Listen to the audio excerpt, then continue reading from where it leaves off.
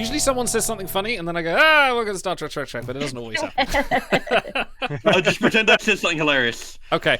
Welcome to Star Trek, our ongoing journey through the episodes of Star Trek. And this week is a very, very special week. We are joined by Abby Sommar from the First Flight podcast. Brilliant to see you. Thank you very much for coming. And you picked the episode tonight, which you explained why you wanted to pick it back in the watch-along. So if you want to see that, go see the watch-along. But first, Abby, you need to show us your mug. Your awesome mug you've been drinking out of. Yes. This is my Look at that. crazy Fat Geordie mug. So, yep, he's a cylinder. And In Britain, that means something else. I usually am. Yeah. Oh, well, sorry. Didn't mean to get scandalous on anybody. I just want to drink my.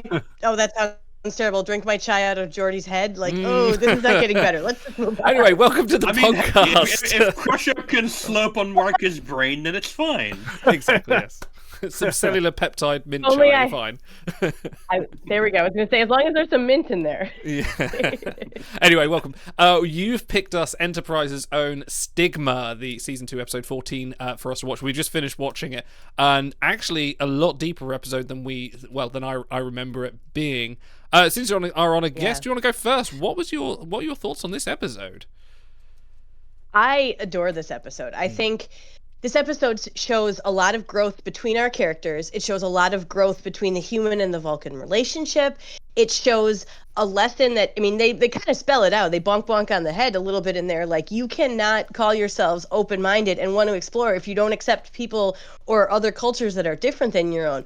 Oh my goodness, could we use that lesson in more people's brains even now? Like, and to talk about, the rights of a minority, just because they're a minority doesn't mean they don't have rights. There's no laws that tell you to repress them or treat them poorly, or it doesn't matter. Like, there's still people with rights and feelings and needs, and thinking about our modern times and all the things that go with it, this episode just more and more becomes something that I want to revisit for seeing how principled people react to things like this. And I think it's a good lesson. You see lots of different reactions to this big problem in the episode, and all of them are understandable, and all of them could speak to what's going on right now. So every time I watch this, I like it more and more, and I feel like it really resonates with me more and more about how I want to go out into the world.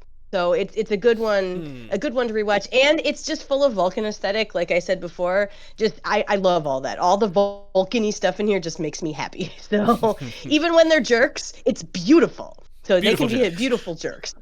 Beautiful jerks. The best. And I feel like this episode too doesn't get a lot of love. I mean, when it came out, it was designed to be a response at UPN, Paramount. Brannon Braga even said they brought all the executives and showrunners in, and they showed us this presentation about the AIDS epidemic, and nobody was told they had to do it, but they're like, well, if you're inspired, let's do something. And he said they purposely set out to do something that doesn't give you necessarily an answer, and it doesn't solve anything, but it makes you think about this problem and the approaches you can take to it. And I think that is a monumental and important thing about Star Trek, and this one gets forgotten a lot. Season 2 of Enterprise is very uneven. It's very up and down. This one is in between some other stuff that sometimes gets more attention. So I really just think this is a hidden gem in that second season that we could all benefit from watching again. Definitely. Like, it's, we were talking about when we were watching it, saying like, oh, hey, we got a bit of a courtroom drama episode. We kind of got a little bit of Measure of a Man in here with, like, you're identifying the rights of someone that doesn't really have any rights in a different society. And actually, yeah, you're right. This is a sort of an underappreciated episode in terms of that, because it does hit the very big topics of, of AIDS, of minorities, of even like consent and things like that in terms of T'Pol and her reaction to it. It's very serious, and it's, I think, yeah, you're right. It gets overlooked as one of the sort of defining episodes, and probably people should sort of go back to that one. Just out of interest, this was written by Berman and Braga, so not one of the usual ones, but this is a good one from them. Directed by David Livingston, the very famous director of Star Trek. He's done loads. A few ones out there if you've not heard of him before. He did The Mind's Eye. He did The Dyer's Cast, The Visitor. He did Future's End, Scorpion, Equinox. He's all over this. Brannon Braga remarked about this episode, said, "We're not here to provide answers to questions. We're here to provoke thought about an issue. This episode stands on its own. Even if you don't draw the analogy, it's still an interesting episode because it deals in general with prejudice. The metaphor will be clear to a lot of people." I think, yeah, it is. It does span a lot of different genres, which is quite impressive for an Enterprise episode, because they tend not to do the deeper ones like this too often, do they? Not in this stuff first half of it. Similitude. Yeah, Yeah. like stuff like Similitude. But like, yeah, I'll say that in the first 2 seasons is a bit more sort of more lore-y kind of things, more character pieces, like more. This is more TNG's wheelhouse than anything. But I actually want to I'm going to do something which I feel is probably like a Star Trek fan faux pas, but I feel like it has to be said. And also, if you're watching this, you'll probably disagree with me because I know we disagree about this episode. 10 years before this was The Outcast, as written by Jerry Taylor. And I feel like this is a much better treatment of kind of similar themes. Mostly because if you go back and watch The Outcast, it's very heavy on the social commentary, and it kind of forgets to really be a character piece because it's about a introduced character from the alien race rather than being one of the principal cast. So you lose that kind of a really essential perspective. And while this is like a really good blend of like social commentary and critique, where I think like it really kind of like comes into its own is that synthesis with the character drama, where you're invested into Paul, and guess what, Jolene Blalock is continuing to flourish and thrive, even as everyone around her is trying to put her into more scanty outfits and not respecting her. Which guess what, like she one of the best Vulcans we ever got on screen. And it's like the character pieces where I feel like this it really makes it come to life, as it were. Like if this was just a social commentary, this would be a bit more dry. But because you've got that personal stake with Phlox and T'Pol and Archer, like Phlox and T'Pol being probably two of the most consistently and best written characters in Enterprise. Like Trip obviously has like amazing moments, Reed and Archer and have their moments, but it's like this is a strong core focus to work off of.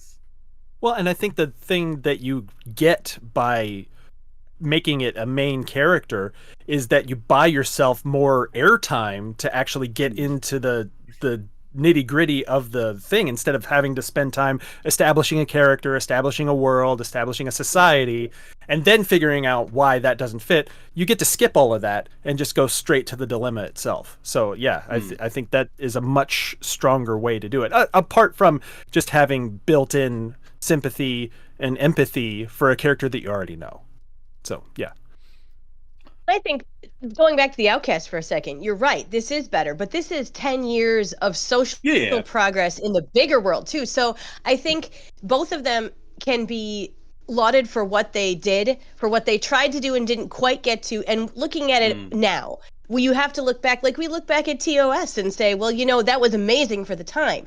This was amazing for the time, and the core lesson still resonates. So even if it could have been done better, would have been done better now, for then, and for us to still be talking about it and thinking about it and going, yeah, this means something now, I think it hit. I think The Outcast does the same thing. Like it still hits you. People talk about it, think about it, remember it, because if it was the first time you encountered it, great. And if you're watching Trek now, you can see the evolution of how we had this idea already. Now let's expand it. Let's make it bigger. And that's that's a really cool thing to kind of see, like that connectedness of the themes in Trek as they go from the 60s to now. And you watch that it's like watching the evolution of the human species too. You're watching our social evolution along with it, which is kind of neat.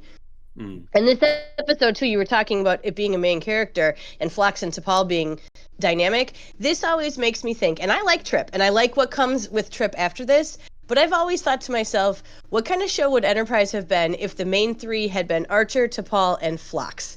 Because T'Pol and Phlox on screen every time is the best, and they're the aliens on this ship, so they have a totally different perspective. Archer and Phlox together, they're the closest thing to like a peer relationship Archer has on the ship, because the Doctor can take him out of commission if need be, and they're both slightly older, have more life experience, respect each other in a different way. I mean, you pick any of these three. I mean, Archer and T'Pol have a great relationship. We've talked about that, how it's built, and this would not have happened last season. This would not have happened at the beginning of season 2.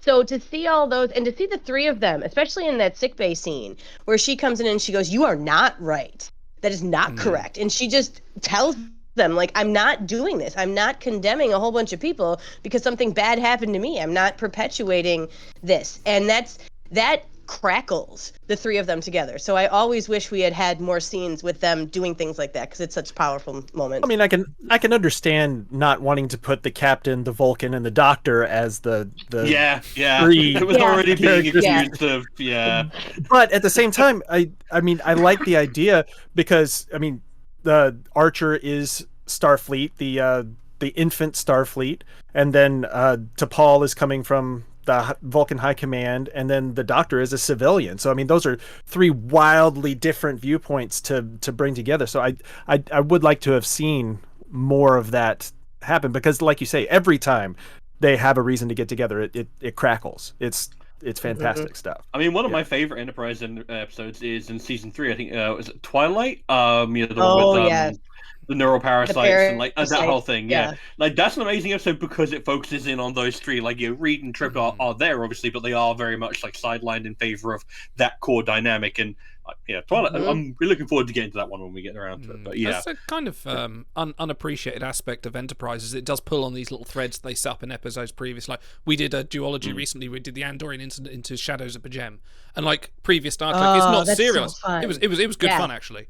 But it was interesting seeing those links that they put on, because obviously Enterprise is still in the era where people go, oh, we're just going to put on an episode, but they're still tugging on parts from the past, like this episode does with the assault that happened to Paul on this one. Overtide says also helps. And they do that a lot. Okay. No, please, no, go on. We always have a guest priority here. Oh, well, thank you. I was just going to say, as someone who just spent like the past year really analyzing season 2 of Enterprise, one of the things that my co-host Chris and I call out a lot is the light serialization in Enterprise and how they are really moving towards that. And things don't get forgotten as quickly or as much as they do in the previous, 90s, 2000 era Trek. Things have repercussions. We saw that a lot on DS9 too. Little things come back later, and that's really appreciated. And you don't start noticing that until you really do watch them all in a row again and go, oh, that was calling back to, this, and this was calling back to that, and things that they learned come into effect. Or like Precious Cargo, right? Not a good episode. I will say that straight out, but they use a move that the Raiders use in that episode later on. Archer does the same thing because he got gotten by these guys kidnapping Trip and the princess.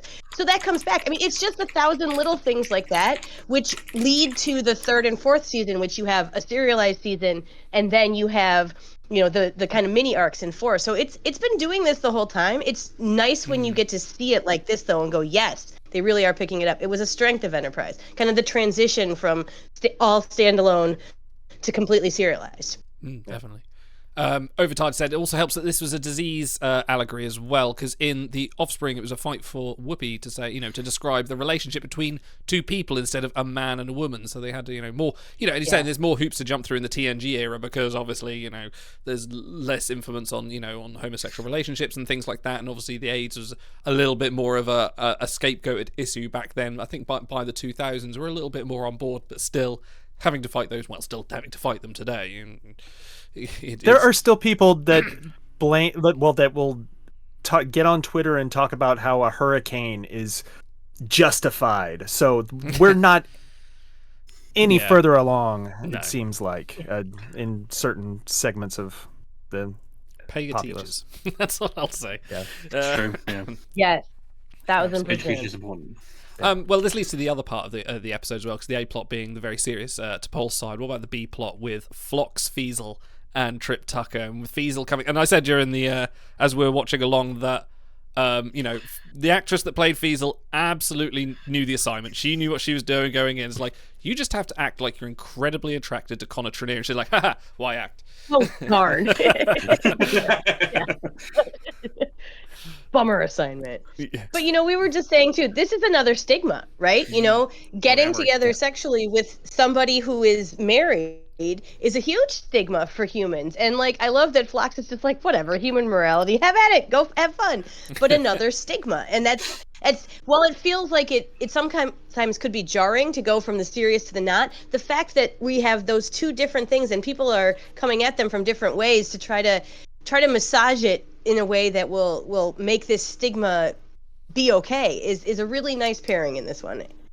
Well, yeah, because it especially with the in relation to something as quote unquote intrinsic as like the sacred bond between a man and his wife or his husband. The case of so you have to kind of okay, let's expose this and talk about it in the most quote unquote ridiculous way possible by making it like, look, I am literally married to this woman, you know that going in, and then it's the case of she's hitting on me. It's like, okay, how do I deal with this? It's like it forces you to examine it from Trip's perspective and then go, okay, so why are you feeling like that? What is it about marriage specifically that makes you feel that you have to restrain your sexuality? And it's like, okay, where does that come from? Okay, so it's a potential for jealousy and marital strife. Well, Fiesel and Phlox don't seem to be, struggling with that. They don't seem to. They are very, very aware and open. They guess what they. I am very, very certain that these other wives and husbands are absolutely fucking each other all the time. Guess what? That's the way it works. So clearly, that's not an issue for them. It's an issue for Trip.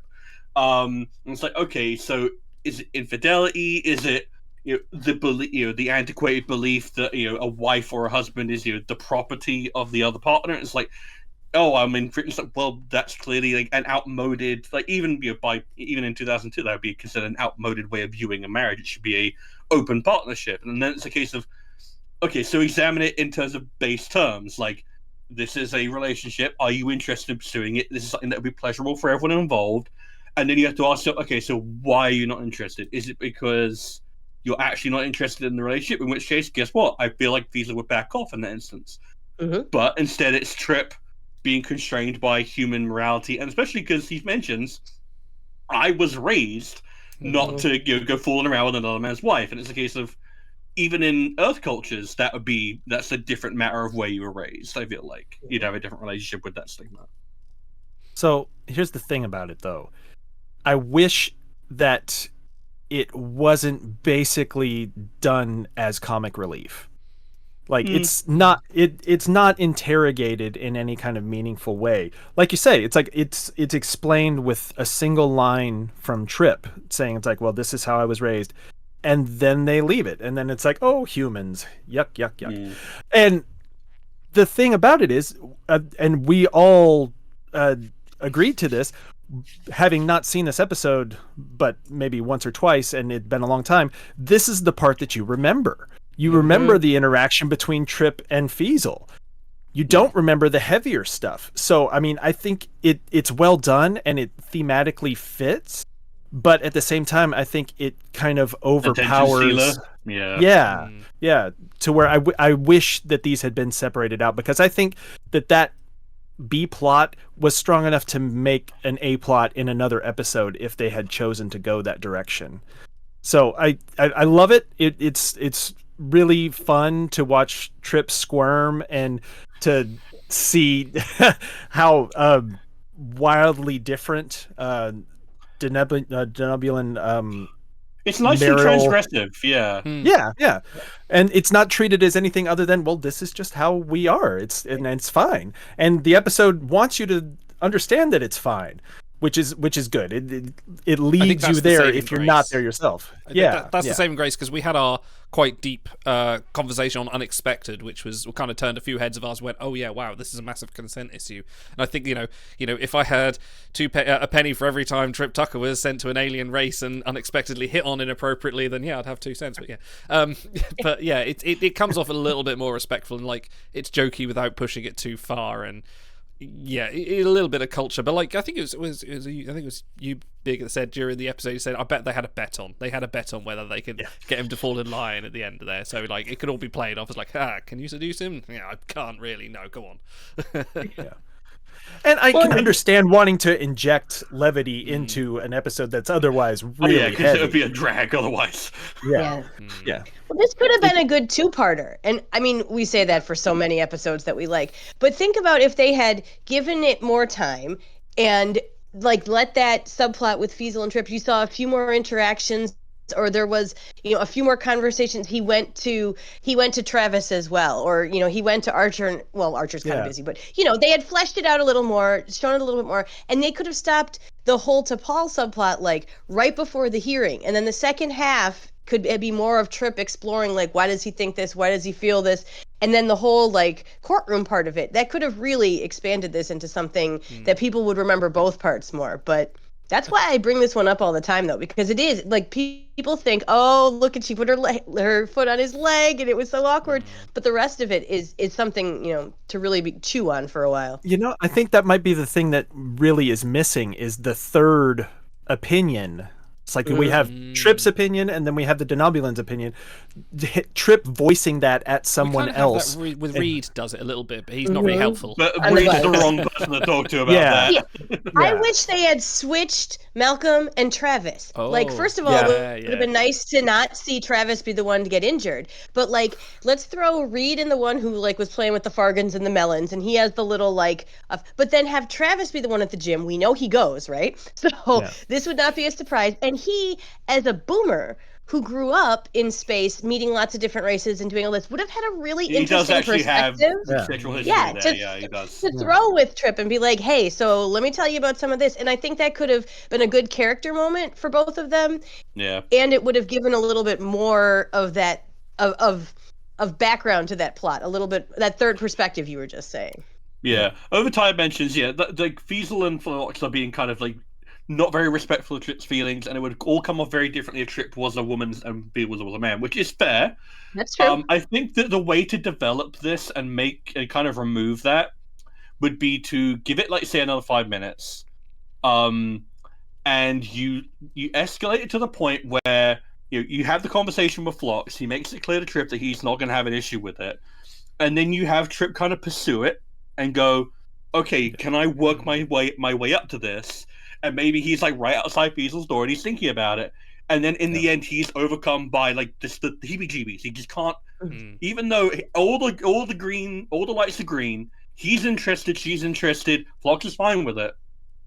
And he just can't overcome that innate thing inside of himself, even though he knows it's arguably illogical. I feel like that would remove the kind of the grosser aspects of that little subplot. You know what I want? You know what I would love to see? I would love to see, and this is, they've never done it, completely redactive, but I'd love to see, Trip wakes up in bed and he looks over and there's Feasel next to him and she goes, I had a lovely night, and he turns the other side and Phlox is like, yes, it was lovely, wasn't it? And Trip just goes, oh! That would change a lot of stuff in future seasons, but it would be really... It would be funny. Yeah. Let's be real here. Let's be real here. Everyone on this ship is absolutely... Well, yeah, it's a small ship. You got to relieve stress somehow, right? I mean, there's only so many of you on the ship. There's only so much water polo you can play. If this had been in streaming and we'd gotten that extra 5 minutes, 7 minutes, the playtime, I cannot tell you how many times I say that about Enterprise episodes. How many times I say that when I talk about any older Star Trek episode. That has been one of the freedoms of streaming, is to be able to play with that amount of time and really not have to cut things that make it a better episode just to fit in the commercial times. So yeah, it's weird how they still stick to that. Even with Strange New Worlds, are still 50 minutes episodes, and Disney committing the big scenes. I mean, I think it's still 30-minute ones. It's a good rhythm to have for a story, and the writers are used to writing to beats and to acts and all of that, so it's gonna follow a more or less parallel setup. But yeah, just deciding, what, this needs an extra minute, this needs an extra 2-3 pages of script, and being able to do that is fantastic. Yes, the difference between a 43-minute episode and a 52-minute episode is a lot of character stuff. So yeah. And then if you have less episodes, I guess you got to put it in somewhere. Whichever one. Also that, yeah. So how long is this episode that Shatner's been pretending to be a woman? Oh, it's only 10 minutes now. Okay, right, fine. Anyway, let's move on to our best and worst section. The best advice I can give you is to just be yourself. You're the worst thing that ever happened to Zek. You're the worst thing that ever happened to me. Actually, that's the second best piece of advice. In fact, you're the worst thing that ever happened to the entire Ferengi Alliance. No. Just stop saying that. Yes, best and worst section. Listen to that and you don't smile. There's something wrong with you. It's true. So picking the best and worst moments in the episode. Abby, do you want to go first? What were your best and what was your worst moment of the episode? Okay, so I'm going to say my best moment, and this was hard because, like I said, I think T'Pol has some serious mic drop moments here, but I really think when she gives it back to, at her hearing, she gives it back to the Vulcans, and she's like, there is absolutely no law or rule that says you have to repress minorities. Like, when she throws that back at them, you see the tone change. And I really like that whole scene where they're coming to it, and the reveal that she was forced, and Dr. Urich coming out. It is powerful. You don't look away. I mean, we got quiet instead of talking over the whole thing, and that's the sign of a really powerful moment. And that's your Star Trek moment right there, what you come back and think about. And if anybody wants to say, what is this really about? It's about being respectful to people who aren't like you. If someone is not like you, that doesn't automatically make them bad. And that, oh man, I wish I could have that printed on a banner and flown around the world through all the skies. So that is my highlight of this episode. And I'm going to do kind of a silly downer. My least favorite part is the fact that Archer uses those fantastic salt shakers on his breakfast, and he gets one bite. Like, one bite in that scene. Because I watch and I look for the food on Enterprise, right? And I'm just like, man, Chef made his eggs or whatever it was for breakfast. It kind of looked like soup, but you know what? Vulcans eat soup all the time. I love soup, so I'm cool with it. But he got it all seasoned, everything already. One bite. Yep. And he had to go into a tense Vulcan negotiation. I wouldn't do that on an empty stomach. So I love that we saw the salt shakers. Take your plate with you, man. Eat while you go in the hallway. We've all been there. I'll go down well with the Vulcans. Yeah, noted mobile meal option soup. There you go. That's why they invented straw. Yeah. Soup is not the best to take. I'll give you that. Maybe, he's gonna pour it in one of those little cups with like the sippy lid, right? If only he had your Geordie mug. If only he had the Geordie mug, wide mouth, perfect for soup breakfast. Yeah. Big. What were your best and worst moments? Okay, so I'm having a lot of trouble here. Much as I'm sure Idol's going to have trouble figuring out his new worst because you probably just stole it from him. Sorry, not sorry. So I think the best thing in this episode is the fact that on top of all the ideas of, minorities and not doing your best for them for selfish reasons, is the idea that just saving your own skin isn't always the goal, the aim.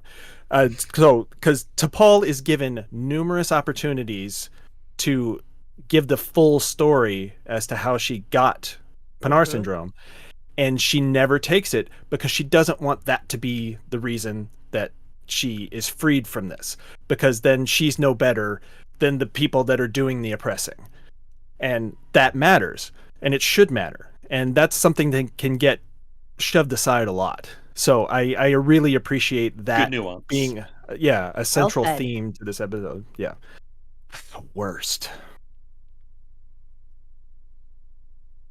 You know what? I'm pass. I'm gonna have to think about it. Ooh. Yeah. Ooh. Spicy. Go on then, Stars. What's your best and worst? My best moment is going to be a Phlox moment. It's the shot we remarked on when he's talking to the three Vulcan doctors, and we're getting the pan around, and it's a lot more restrained than it is on Discovery, thank God. Bill Livingston. Livingston started that. yeah. For his sins. And you just get this like quick fire exchange of very, relatively clipped but respectful, just back and forth. I've obviously practiced my lines. I know exactly what I'm going to say to each and every point you could possibly make. I've rehearsed this. I know exactly what I'm going to say. I'm not rattled. I am in a room with three Vulcans, and yet somehow I'm the one who has the most emotional control over the situation. And it's just like it's a standout moment for someone who I feel like Phlox often gets like tarred with a brush of being the weird doctor, the eccentric doctor, and it's like he is. But he's also a consummate professional. He takes medical ethics like really, really seriously, which is why a certain episode sticks in the crawl so much. But like this is a highlight of him just like acting like how you would want your doctor to act, like in your best interest at all times, respectful of your privacy, just intensely like compassionate and professional, just perfect. Guess what? We respect professionalism on this show for a lot, for considering One of us is not capable of it.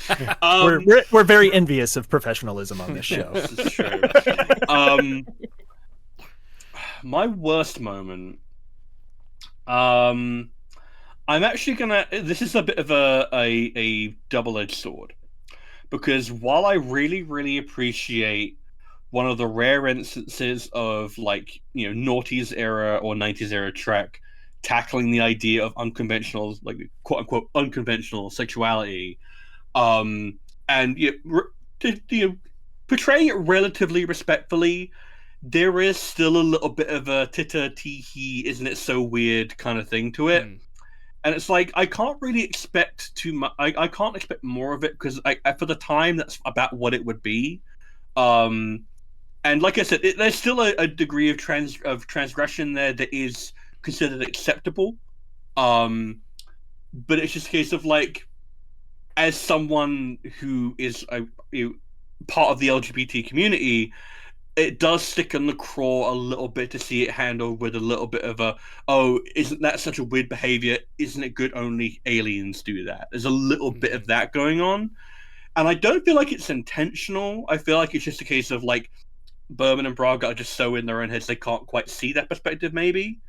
But it's one of those things that, looking back on it, 22 years ago, it's something that sticks. And it's, guess what? I went for the Outcast as well, because that one also sticks in my craw. But that one's a little bit harder for me to kind of contextualize in my brain, because I wasn't even born when the episode aired.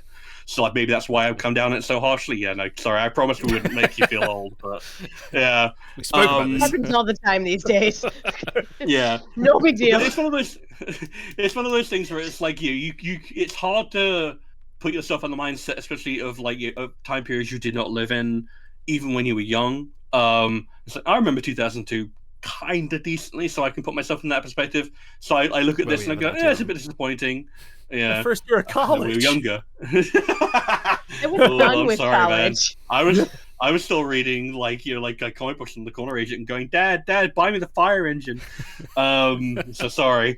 But yeah, it's a case of, like, I appreciate the stab at it. It's a lot more than, like, TNG. I feel like would have, like, handled it in a very sort of, like, offhand way and not really delved into it and not made it, like, a plot point. So this is progress from that. DS9 would have probably relegated it to a background element. You're seeing a slow progression. But guess what? Like, we've had, like, Discovery with actual gay relationships being front and center and part of, like, involved storylines. So going back to this, it's a bit kind of like, I understand why it is the way it is, but it does rankle a little bit. Yeah, but guess what? Oh, sorry.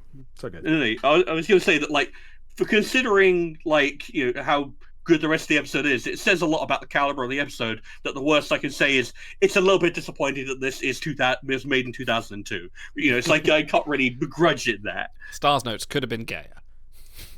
Yeah, I always say that. At every Star Trek episode. I was going to say that's pretty much all of them, right? Yeah. Oh. I mean, and TNG 100% would have handled that by taking it to the Risa Hall past planet. Yeah. And it's just where it would have just been a one-off. It wouldn't have been a cultural thing. It would have just been a hedonism thing for its own sake, really. So I did think, I thought of my worst moment. And it's a moment that didn't happen, that should have happened. Because in an episode where Travis, Reed, and Hoshi are basically potted plants that have a line or two and are off. Guess what? Hoshi is the hero of the whole thing. You just stole my worst and she moment. doesn't even. Yeah. Well, that's why I needed to jump in right now, because I knew you were going to take it.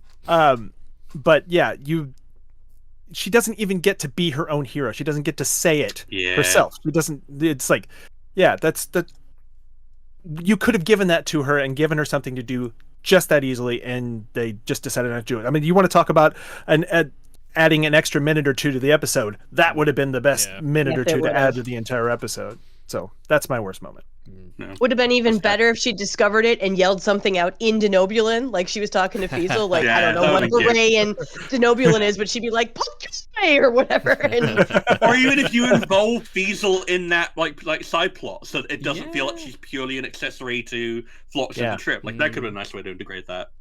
So I have two small best moments. My first They come one together.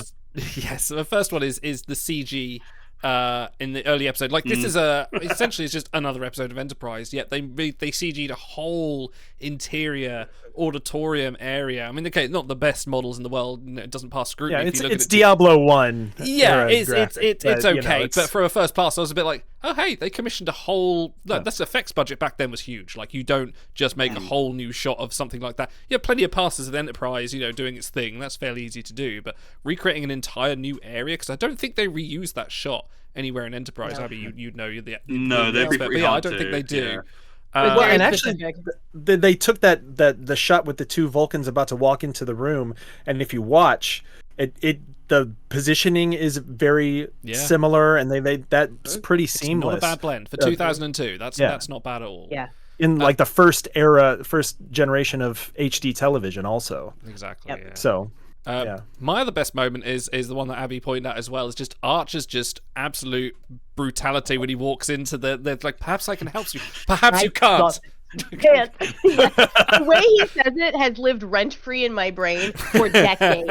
Like it is. I'm so glad you called bitchy, that I love out it. again. Yeah. 'Cause- Well, when I told my podcast partner and my previous podcast partners that I was doing this episode, the response from both of them was, perhaps you can, because they know that line. No one else would have said that like Archer did. Imagine any other captain or commander or whatever. Nobody else could have said that the way Archer did. And it was so perfect. And so you feel that line viscerally because we're all at that point with the Vulcans right then. So like thank you for bringing that up again.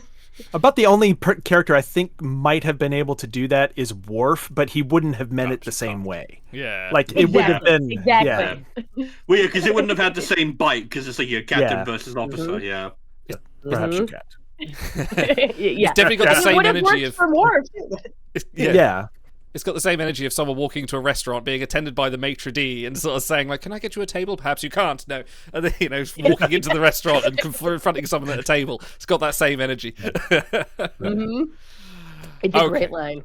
Okay, time to. Oh no, I didn't do a worst, did I? Did I do a worst? You didn't do a worst. No, I didn't do a No. worst. We don't have a rule here It got stolen. that we don't generally have a rule that we can't take other ones, but we just seem to have adopted to it. So I will also go with Hoshi's neglection in this episode because I can't think of any other real worse moments. Maybe I'll take a combined Archer leaving his food with Hoshi not getting the How representation. about the that she- laziness of Travis again being consigned to being injured?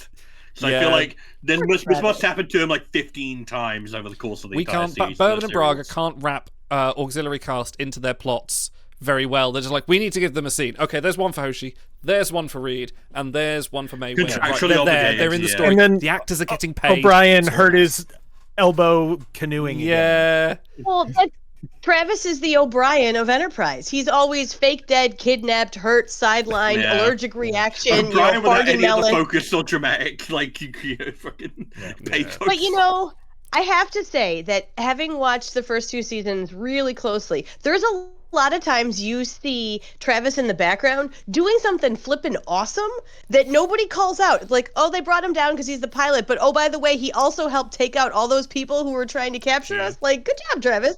I thought he was just going to be, he's like out of Anthony focus on the Montgomery. back of the bridge, like juggling or something. That would be fantastic. That would be fantastic. But it's Anthony Montgomery really did what he could with what he got. Like when he's talking about the Fargans, he's like, and there's some kind of melon. I think they're melons. Like he really works with what he has. So props to the man. I wish he'd gotten more. Definitely. Poor guy. Okay, time to move on to our ratings. I can show you my rating code. Schiller rating 3.5. Associational rating norm -3. That's much too low a rating. Much too low rating. Accustomed to seeing an unsatisfactory rating on a member of my crew. Yes, it's time for our customary rating criteria. Stars, I have offered our guest a customary criteria. If you would like to give us one on the lines of such amazing luminaries as a horse named Telosian illusions of a horse named Tango or otherwise, do you have a rating criteria for us this week? Sorry, Stars, I can see the disappointment in your eyes. It's like, oh, I had something. I do have one, but yeah, Well, like Well, I was thinking we could do how many T'Pol truth bombs were dropped because she definitely had some good lines in there. But I am willing, if you have an even better idea, Feel free, throw it out there. Well, I'll tell you what, you're the guest, so you'll get to choose which one you prefer. So we can either go with T'Pol truth bombs, or we can go with Neapolitan Phloxes out of 10. Okay, that one works. Neapolitan Phloxes. Excellent. Okay. The man has a gift. I have one job on this show. It's stupid, but I'm going to do it, okay? Hey, you got all three of us to giggle, so obviously you're good at your job. In which case, Makes me happy every time. Abby, please give us a rating out of 10. How many Neapolitan Phloxes out of 10 would you give this, and reasons why? Okay, well, on my show, I gave it a 9 out of 10. We do grappler ratings there. But I did say when we got to the end of the season and we got to redo one, 9.5. Like, I'm going to leave the strawberry. Strawberry ice cream's not my favorite, so I guess that's 2/3. But I'm doing 9.5 Neapolitan Phloxes. I love this one. I agree there are some points that could have been done better, but I like the two stories and how they come together to talk about Stigma. I love the lesson of the heavier T'Pol-centered one of this. I like the relationship building we see. I like that this is a sneaky Phlox episode because we see so many Neapolitan flavors of him in this one. And and then there's all the pretty Vulcan stuff. So this is one, like I said, I bring it up whenever I have the chance because I feel like it should get more love than it does. So 9.5 Neapolitan Phloxes on my end. Fantastic. Big. Okay, and I think for that reason, I'm gonna go with an 8 out of 10 for me, just because I find the tonal shift between the two stories so jarring, and that the B story is so memorable for reasons that aren't necessarily positive endorsements of the overall story, that it just makes it a little too imbalanced to be like truly great. I mean, just it says a lot that like we've already said, I didn't really remember the A story of this episode until I went back and watched it again. And it's you know, it's up to the level of the writing and the story to rise to the occasion and make it memorable in your mind. It's not for you to do that necessarily, but I have to take that into account. It's like, it is great, and I'm glad that I rewatched it because it speaks probably louder today than it did when it was written. Yeah. But because of just a couple of missteps and tonal cues, I just need to drop it a little bit. So I'm going to go with an 8 out of 10. Sorry, 8 what? 8 Neapolitan Phloxes out of 10. Stars. Just so you know, I will never see Neapolitan ice cream the same way again, and I am okay with that. That's fine by me. One of my daughters really enjoys that. Ooh, rainbow sherbet Phlox? That could be fun. He doesn't wear a lot of pastels, but I would go for that. I like the fruitier flavors. So, yeah. All right. So I'm gonna lead out my rating.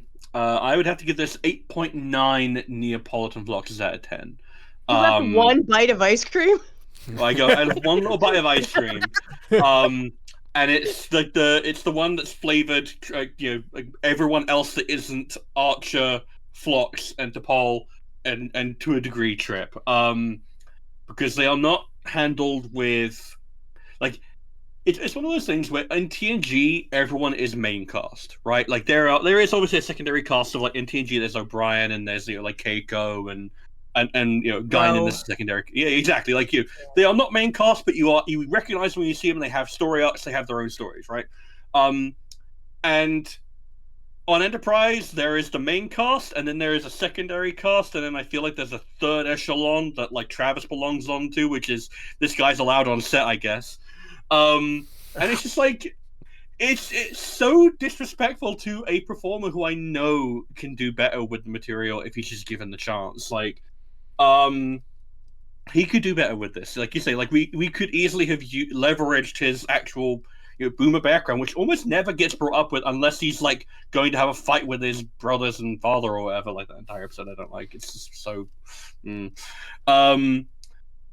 And it's just like this would be an interest, and it would also help it would help defang, or not defang. That's the wrong word for it. it would help take away the tittering kind of aspect to the Feasel like aspect as well, because it legitimizes that. Instead of that coming across as just a joke at Trip's expense, suddenly it seems a lot more legitimate because now, Travis is involved. And so guess what? It's a normal part of human sexuality now. It would help develop that. And if this episode were just all the stuff with Trip, with Archer and T'Pol and Phlox and the Vulcan aspect of everything, I would probably be happy to give this like a 9.8. I feel like it's really, really strong on those aspects. It's incredibly strong. It's direct. It's ambitious, but it has nuance, which is like a hard balance to strike, but they do it.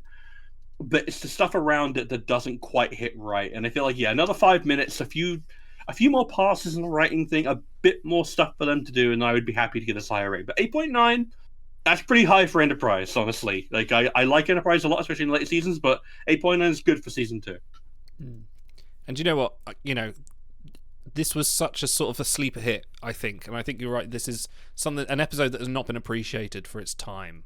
And it's still underappreciated now, and I'm definitely going to be there. This is the beautiful thing about going through these rewatched episodes with other people as well, is you get to find the episode, you go like, oh, I had forgotten about that, or I'd only watched it the once and now I'm coming back to it and seeing it in a completely new light, say watching it like 20 years on, and you're kind of going like, actually no, that was really awesome. I need to shout about this episode more to more people, and this will definitely be one of those episodes that I'm shouting to more people to go like, no, this should be up there with Measure of a Man. It should be up there with The Outcast and things like that, and all the other sort of social hard-hitting episodes that sort of tackle important issues. This should be up there. So I'm going to give it a 9. It doesn't quite reach up to a 10. I mean, we're talking trite things here, but it needs a few little extra steps, like you've all said, like to get to a 10, a little bit more sort of tightness for the background characters. I call them background characters because they were, more Hoshi being relevant for the plot, yet she wasn't.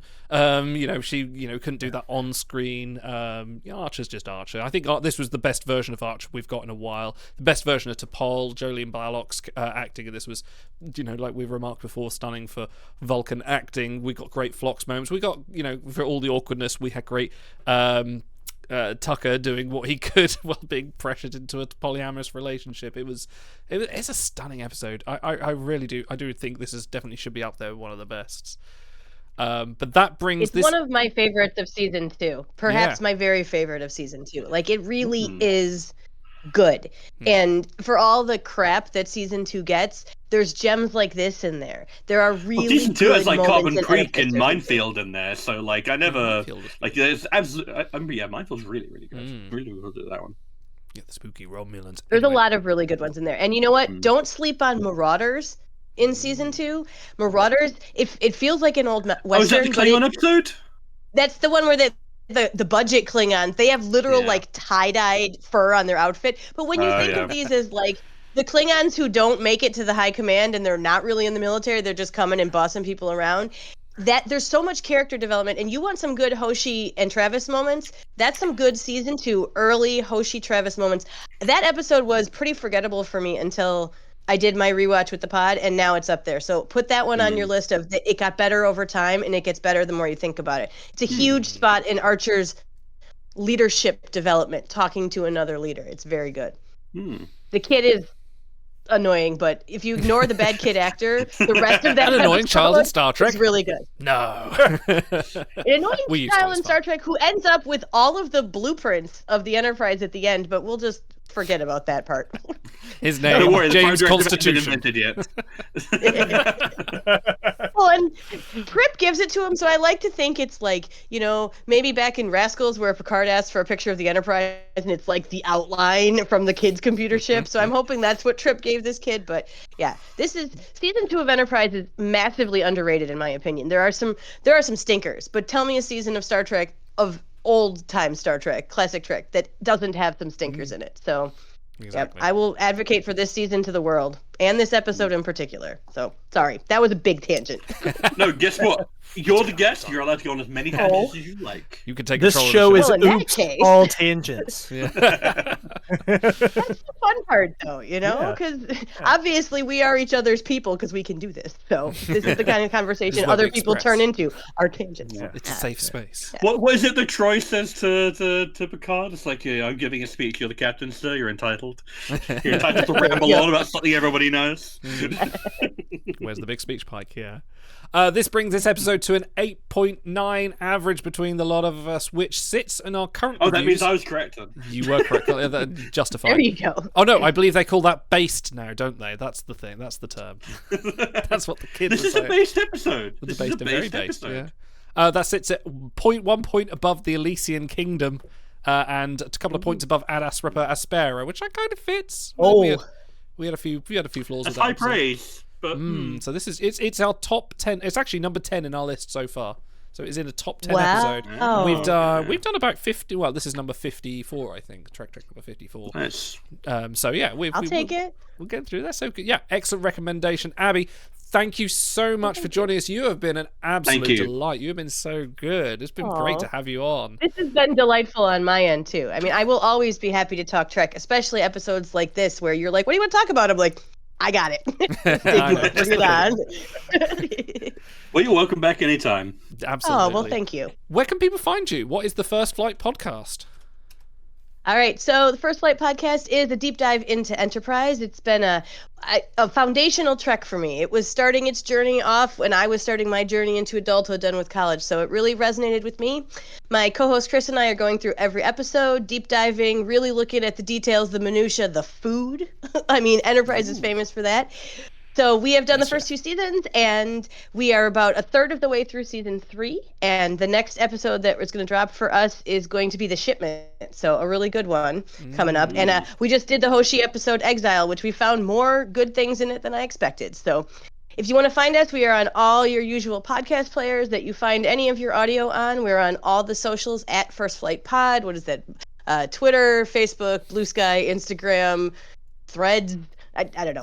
I forget some of them, but all of the places you can find us. MySpace, Neopets. Oh man, I long for the days of MySpace again.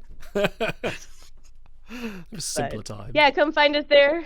And if you want to find me, I'm at Abby M. Sommar. That's Sommer, not spelled like the season, and all those places as well. So we'd love to have you come and take a listen. We laugh a lot. We have a lot of good fun, and we find a lot of deep meaning in Enterprise that we'd like to share with the world. So come and have a listen. Sounds awesome. I've just popped a link in the chat, and I'll pop it in YouTube underneath as well when this gets put out there. But thank you very much for joining us, Big Stars. Definitely thanks for coming tonight as well. We will see. And thank you for hosting. Hey. So that threw me off guard. I never get a thanks for that. You're being polite because there's a guest here. You're just like, shut up, Idol. Anyway, thank you very much. We will see you in a couple of weeks, but keep an eye on the channel for all our usual shenanigans and things we'll do. Well, we will see you soon. Live long and prosper, and ta-ra.